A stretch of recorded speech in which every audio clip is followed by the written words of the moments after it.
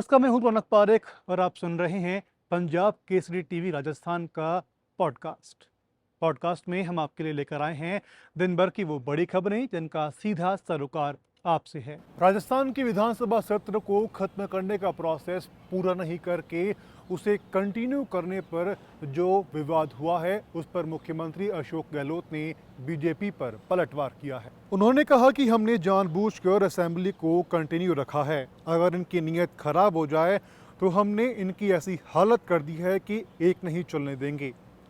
इनका बस चले तो ये सरकार गिरा दें, इसलिए जानबूझकर हमने ऐसा किया है। और किन किन मुद्दों पर क्या कहा मुख्यमंत्री अशोक गहलोत ने, जरा सुनिए।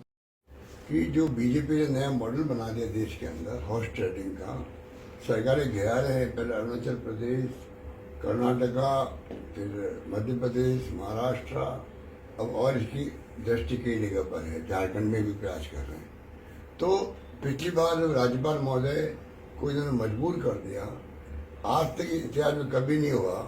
कैबिनेट रिक्वेस्ट करती है असेंबली बुलाने के लिए, तो राज्यपाल को असेंबली बुलानी पड़ती है। इतने एडिटोरियल लिखे गए राज्यपाल के खिलाफ में जो आज तक हिस्ट्री में कभी नहीं लिखे गए होंगे। ये क्यों नौबत आई?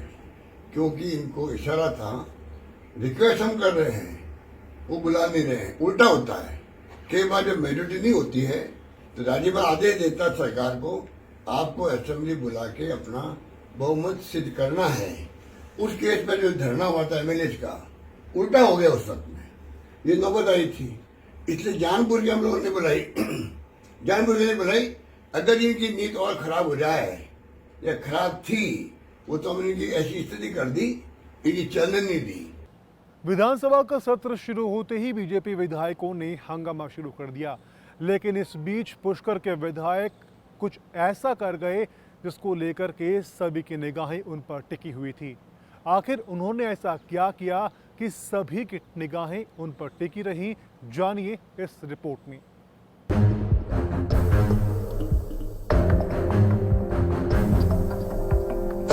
और वो माता मेरे साथ आई भी सही, लेकिन राजस्थान सरकार की रिश्ता को देखकर वापस चली गई।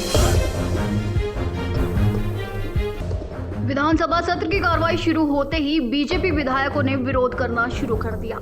इस बीच पुष्कर से बीजेपी विधायक सुरेश सिंह रावत लंपी बीमारी और गायों की मौत को लेकर विरोध जताने एक गाय को लेकर विधानसभा पहुंचे, जहां गाय विधानसभा के बाहर से ही रस्सी छुड़ाकर भाग गई।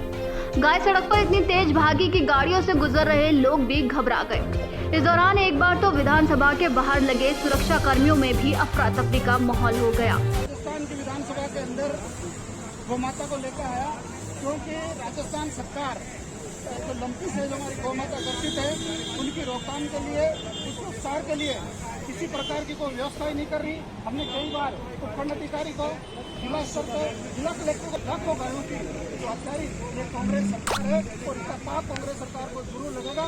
मेरी मांग है राजस्थान की विधानसभा के सामने, मैं गौ माता को भी लेकर आया और गौ माता मेरे साथ आई भी सही, लेकिन राजस्थान सरकार की रिश्ता को देखकर लंपी बीमारी के साथ अन्य मुद्दों पर बीजेपी कांग्रेस भाजपा को घेरने की रणनीति बना रही है और इसकी शुरुआत हो चुकी है। सवाल ये है कि विरोध करने का ये कौन सा तरीका है कि आप अपने विरोध में पशुओं को परेशान करें। पंजाब केसरी से रौनक पारेख की रिपोर्ट। राजस्थान पुलिस का बदमाशों में कितना खौफ है, इसके नज़ारे हमने कई बार देखे हैं, लेकिन आज जो घटना नागौर में घटी है उसके बाद भी ये साफ जाहिर हो गया है कि राजस्थान पुलिस का खौफ बदमाशों में बिल्कुल नहीं है।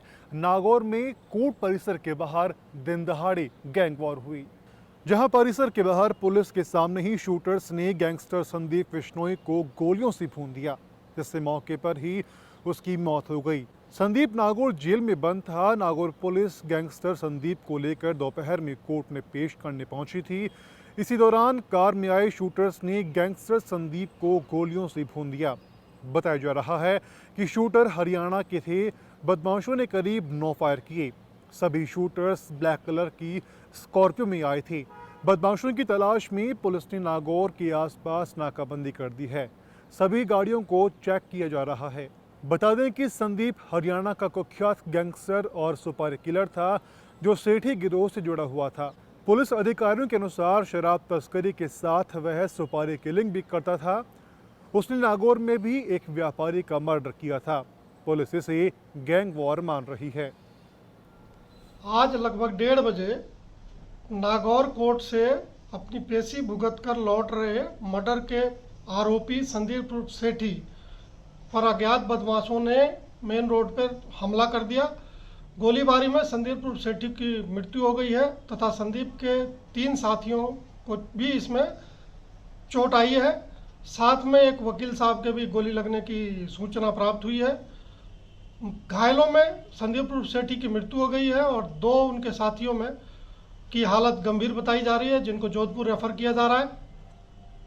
हुलिया के आधार पर बदमाशों की धरपकड़ के प्रयास प्रारंभ कर दिए गए हैं। साथ ही जयपुर से महानिदेशक पुलिस के निर्देशानुसार एटीएस एंड एसओजी के एडीजी श्री अशोक राठौर साहब मौके के लिए रवाना हो गए हैं।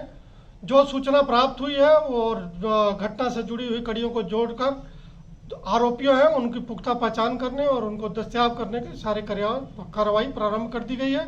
उम्मीद है पुलिस को जल्दी ही अच्छी कामयाबी हासिल होगी।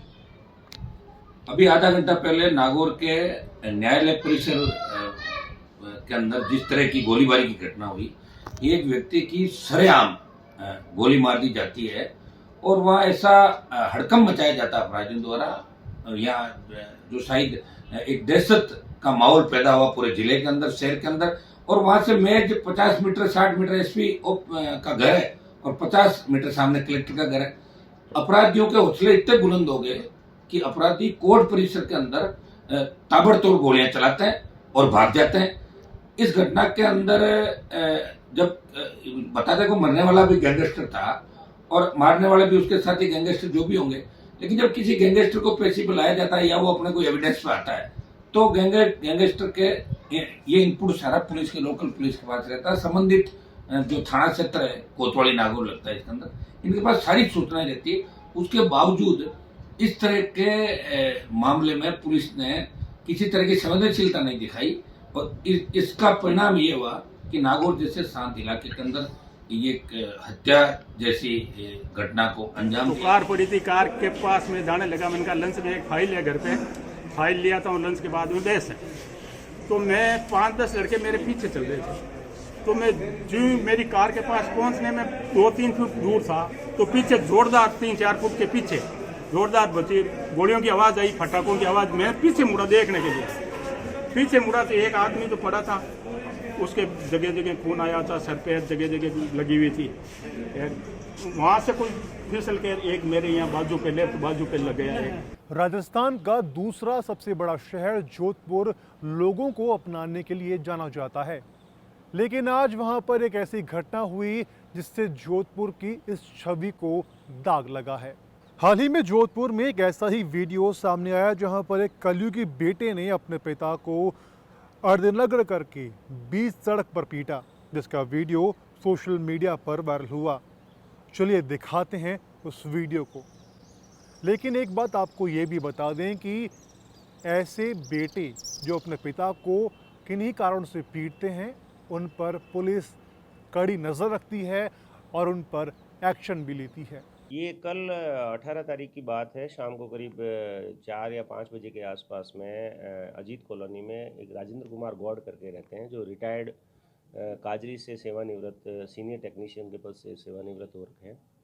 उनके बेटे का नाम है छत्रसाल और वो अपने पिता से हमेशा घरेलू बातों को लेकर लड़ाई झगड़ा करता रहता है और धक्का मुक्की करता है। कल भी यही हुआ था कि उसने अपने पिता को घरेलू किसी बात को लेकर और सबसे पहले वो गली में आ गए और गली में आने के बाद में उसने अपने पिता के साथ में धक्का मुक्की की। इस संबंध में राजेंद्र कुमार के भाई हैं, उनका लड़का है विवेक गौड़, उसने एक हमको इंसदादी कार्रवाई के लिए लिखित में रिपोर्ट दी थी। उस रिपोर्ट के आधार पर हमारे पूनाराम एएसआई ने छत्रसाल को 151 CRPC में गिरफ्तार किया। आज हम उसको न्यायालय में पेश करके और पाबंदी के लिए आगे की कार्रवाई कर रहे हैं। लोकसभा अध्यक्ष ओम बिरला ने कोटा में आयोजित एक वार्षिक अधिवेशन में शिरकत की। आपको बता दें कि कार्यक्रम का आयोजन श्री हितकारी विद्यालय सहकारी शिक्षा समिति लिमिटेड द्वारा किया गया था। अधिवेशन में 8,217 सदस्यों को 25% प्रोत्साहन राशि दी गई। साथ ही समारोह में 70 वर्ष से अधिक आयु के 87 बुजुर्गों का सम्मान भी किया गया। सरकारी बैंकों के साथ साथ कॉमर्शियल बैंकों के अंदर भी उनको 3 लाख रुपए तक समय पर जमा करने पर 4% से ब्याज पैसा मिलता है, फिर फसल के आधार पर मिलता है। और इसी तरीके से धीरे धीरे कोऑपरेटिव सेक्टर के अंदर bank, mini bank, credit society, सहकारी समितियां, उनका निर्माण हुआ। कुछ अपवाद है कि कई क्रेडिट सोसाइटी के अंदर व्यक्ति का जमा पैसा सारा का सारा डूब गया, क्योंकि कोरोना काल में हम वार्षिक आम सभा आयोजित नहीं कर पाए थे और कोरोना का काल खत्म होने के बाद हमने 3 वर्ष का आय व्यय का लेखा जोखा और ऑडिटेड रिपोर्ट उसका हमने आम सभा रखी। हमेशा से ही प्रतिवर्ष आम सभा होती थी, लेकिन 3 वर्ष के कोरोना की वजह से अब आम सभा रखी। आज इसमें हमारे सदस्यों का उत्साह बहुत ज़्यादा बढ़ा हुआ था और हमने इसमें 25% से हमारे सदस्यों को लाभान्वित किया है। बुलेटिन में अभी के लिए इतना ही।